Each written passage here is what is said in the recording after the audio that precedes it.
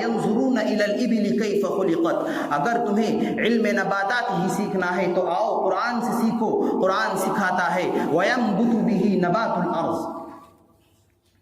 قرآن علوم کا مخزن و معدن ہے۔ قاضی ابو بکر محمد بن عبداللہ نے لکھا ہے قرآن کریم کے اندر 70,000 علوم ہیں۔ جو لوگ ائمہ کرام، علماء کرام کی تفاسیر و تصانیف کا مطالعہ کرے گا وہ اس قول کی صداقت کو تسلیم کر لے گا، بلکہ میرا دعویٰ ہے لکھ کر لے جاؤ، جس علوم کو تم چاہو گے وہ اس قرآن کے اندر ملے گا۔ یہ زمین و آسمان، یہ بحر و بر قرآن میں ہے، مختصر یہ کہ خشک و تر قرآن میں ہے۔ قرآن تا قیامت ہے رہنما ہمارا، تمام کمالوں کی انتہا قرآن ہے ہمارا۔ امت مسلمہ کے دھڑکتے دلوں، قرآن کریم اگر فصاحت و بلاغت کے میدان میں آتا ہے تو عرب کے فصیح و بلیغ زبان دانی کا دعویٰ کرنے والوں نے گھٹنے ٹیک دیے تھے۔ جب مشرکین مکہ نے قرآن کریم کی تکذیب کی، قرآن کریم کو جھٹلایا، تو قرآن کریم نے اپنے معجز ہونے کا دعویٰ کیا اور یوں چیلنج کیا وَإِن كُنتُمْ فِي رَيْبٍ مِّمَّا نَزَّلْنَا عَلَىٰ عَبْدِنَا فَأْتُوا بِسُورَةٍ مِّن مِّثْلِهِ وَادْعُوا شُهَدَاءَكُم مِّن دُونِ اللَّهِ إِن كُنتُمْ صَادِقِينَ، کہ اے دنیا کے انسانوں، اگر تم یہ سمجھتے ہو کہ قرآن کریم جھوٹا ہے، اور اگر تمہارا یہ خیال ہے، اگر تم یہ گمان کرتے ہو کہ محمد اس کو خود بنا کر لاتے ہیں، اس کو خود بنا کر پیش کرتے ہیں، تو جاؤ، تمہیں چیلنج ہے، تم اس کی ایک صورت ہی بنا کر پیش کر دو، اپنے معبودان باطلہ کو ساتھ لے لو، اکیلے نہیں، اجتماعی طور پر تم اس کی ایک صورت ہی بنا کر پیش کر دو۔ لیکن جب ان سے اس کا جواب نہ بن سکا تو اللہ نے ایک حتمی فیصلہ سنا دیا وَلَن تَفْعَلُوا، اے دنیا کے انسانوں، تم قیامت تک اس کا مثل نہیں پیش کر سکتے۔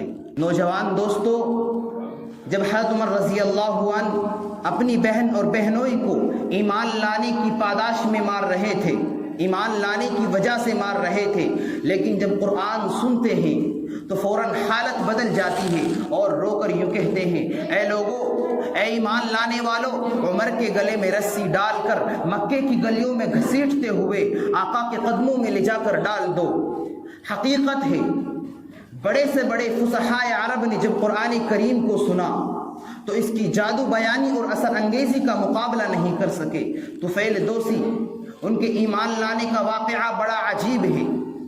یہ اپنے قبیلے کے سردار تھے، شعر و ادب کے استاد تھے، لغت عرب پر پورا عبور رکھتے تھے، لیکن جیسے ہی قرآن سنتے ہیں فوراً حالت بدل جاتی ہے اور اللہ کے نبی کے دربار میں آ کر ایمان قبول کر لیتے ہیں۔ جبیر ابن مطعم، ان کے ایمان لانے کا واقعہ بھی بڑا عجیب ہے۔ ایک مرتبہ آپ صلی اللہ علیہ وسلم کی خدمت میں حاضر ہوئے، اتفاق کی بات آپ قرآن کریم کی تلاوت کر رہے تھے۔ جیسے ہی جبیر ابن مطعم نے قرآن کریم کو سنا تو فوراً ان کے دل پر کپ کپی طاری ہو گئی اور ان کا جگر پھٹنے لگا، تو انہوں نے فوراً دامن رسالت میں آ کر ایمان قبول کیا اور ایمان میں آ کر پناہ لی۔ گویا کہ ان کا دل اس آیت کی ترجمانی کر رہا تھا لو انزلنا هذا القرآن على جبل لرأيته خاشعا متصدعا من خشية اللہ۔ یہ بھی اس کتاب کا اعجاز ہے کہ آج تک اللہ تبارک و تعالیٰ کا ارشاد ہے انا نحن نزلنا الذکر وانا له لحافظون، کہ ہم نے ہی اس قرآن کو نازل کیا اور ہم ہی اس کی حفاظت کرنے والے ہیں۔ یہی تو وجہ ہے کہ فرعون وقت نے اس کو مٹانا چاہا، نہ جانے کتنے لوگوں نے اس قرآن کریم کو مٹانا چاہا، لیکن اللہ نے اس کی حفاظت کا وعدہ خود لیا ہے۔ تاتاریوں نے مسلمانوں کو موت دی، یہودیوں نے اس قرآن کو مٹانا چاہا، عیسائیوں نے اس قرآن کو مٹانا چاہا، انگریز نے ہندوستان میں جب آئے تھے نہ جانے کتنے نسخے نظر آتش کیے، نہ جانے کتنے علماء کو شہید کیا، اور آج فرعون وقت کیا کچھ نہیں کر رہا ہے۔